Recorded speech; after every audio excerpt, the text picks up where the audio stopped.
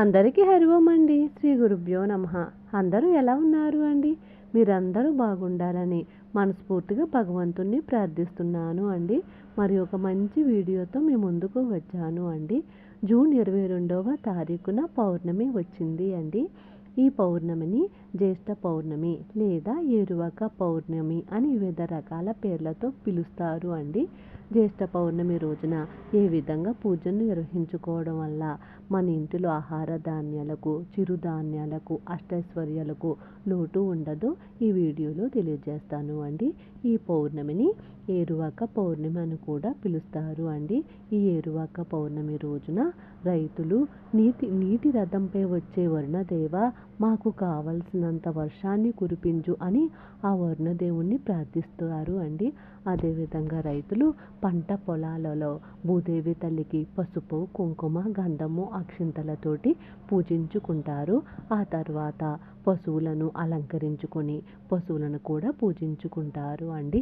ఈ పౌర్ణమిని ఏరువాక పౌర్ణమి అంటారు అండి. ఏరు అంటే నాగలి, వాక అంటే దుక్కి దున్నడము, అంటే పంట పొలాలను దుక్కి దున్నడము అని అర్థము అండి.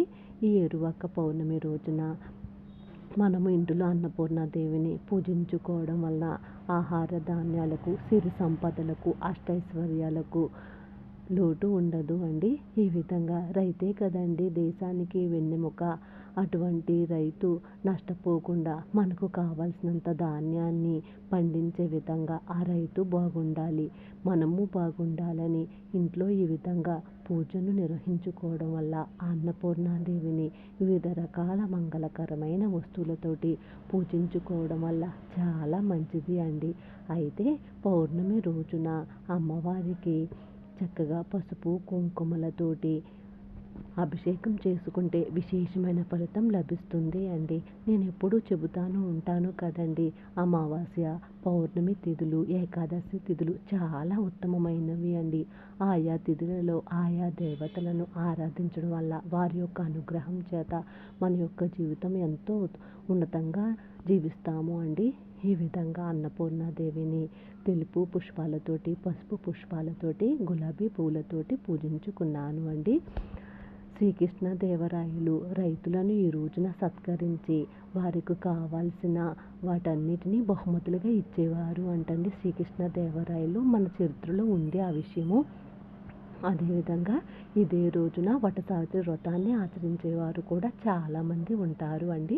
వట సావిత్రి వ్రతము అంటే మర్రి చెట్టుకు పూజను నిర్వహించుకుంటారు అండి.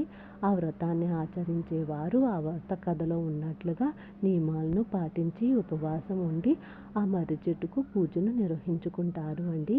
ఇంతటి విశేషమైన జ్యేష్ఠ పౌర్ణమి లేదా ఏరువాక పౌర్ణమి రోజున మనము కూడా ఇంటిలో పూజను నిర్వహించుకోవడం వల్ల విశేషమైన ఉత్తమమైన ఫలితాలను పొందవచ్చును అండి.